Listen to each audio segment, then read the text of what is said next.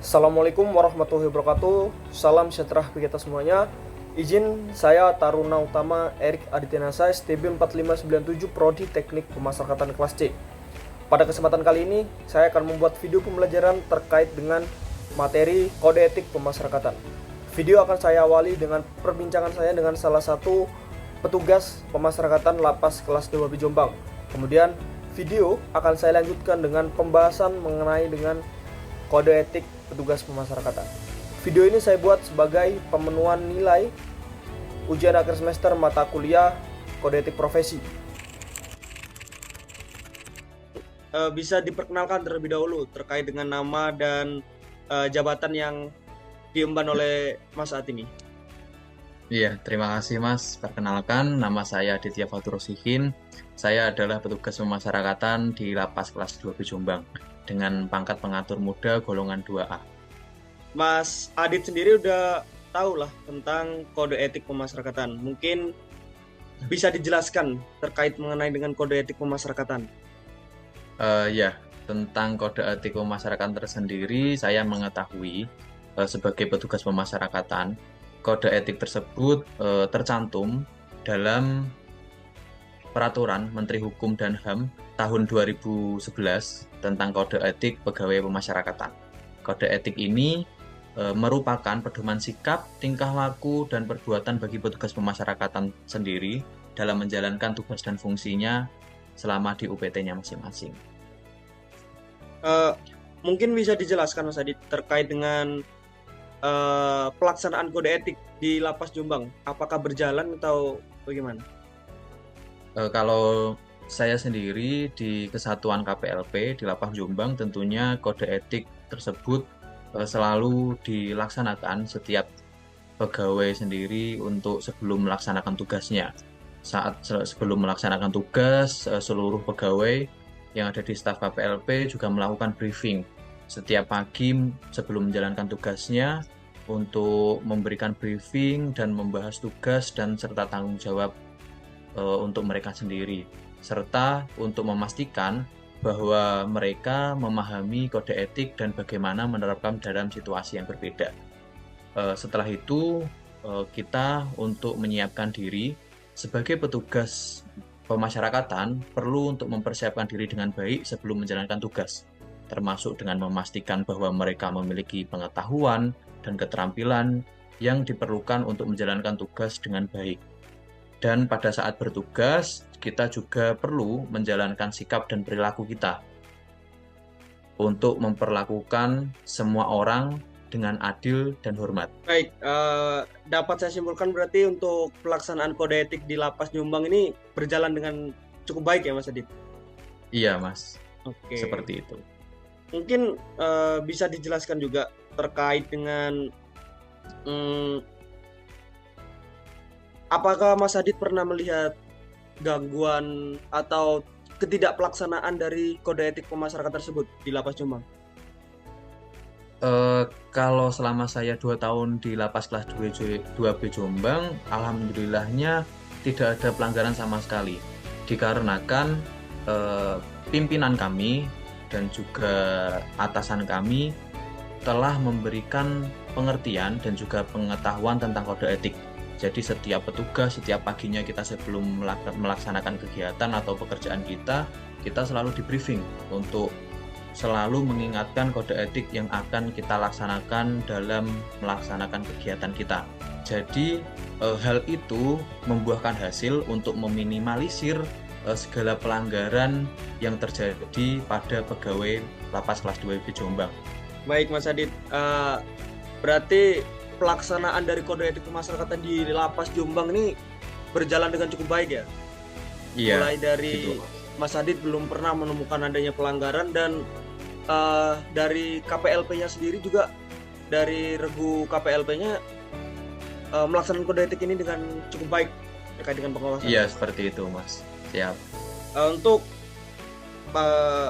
menyudahi atau mengakhiri sesi wawancara ini, saya ingin meminta pendapat dari Mas Adit terkait dengan apa pesan dan harapannya Mas Adit untuk para petugas pemasyarakatan dalam menjaga kode etik pemasyarakatan ini.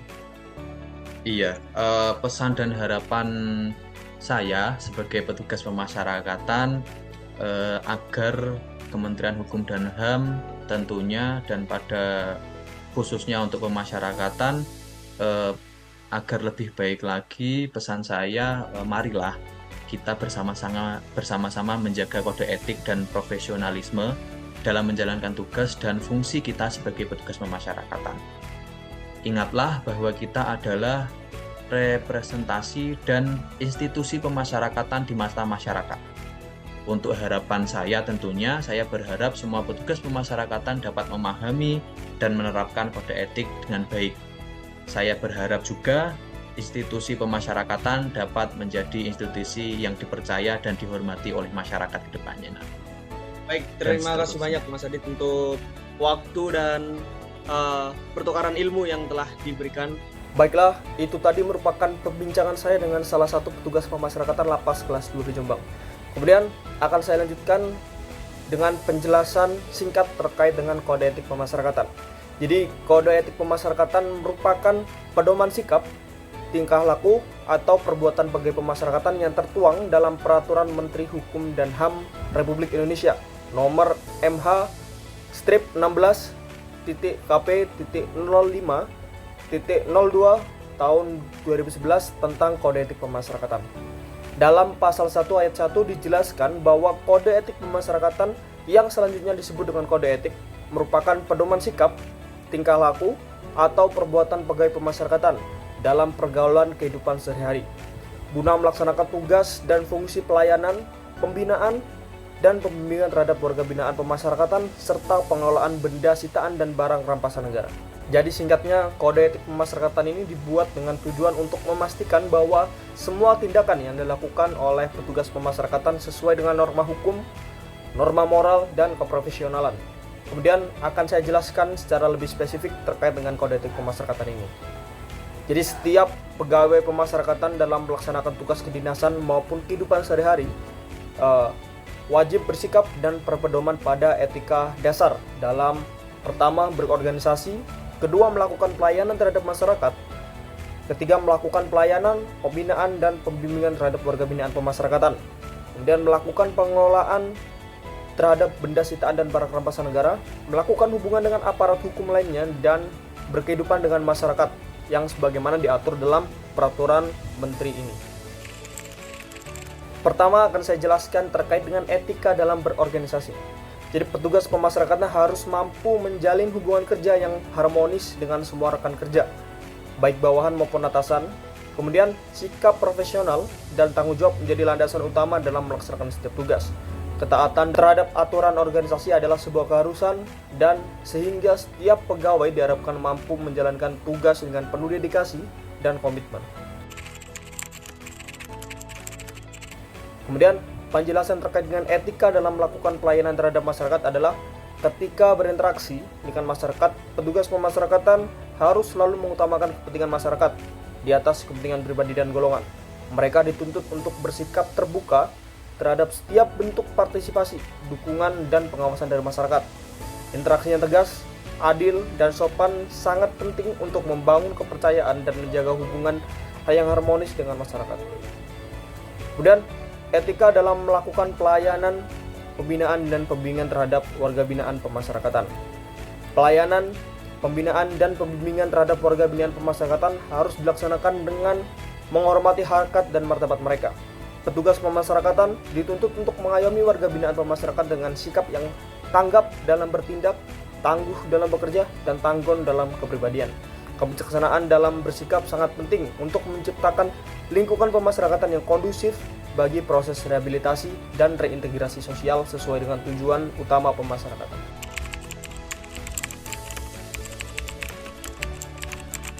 Kemudian penjelasan terkait etika dalam melakukan pengelolaan terhadap benda sitaan dan barang rampasan negara.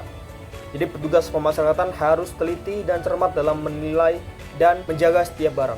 Kemampuan untuk mengambil tindakan tegas terhadap setiap bentuk ancaman serta menilai kondisi yang dapat menyebabkan rusaknya benda sitaan dan barang rampasan sangatlah penting.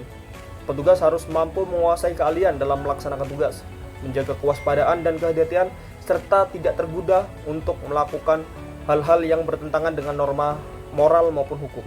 Pemanfaatan benda sitaan juga harus ditekankan bahwa tidak boleh digunakan untuk kepentingan pribadi.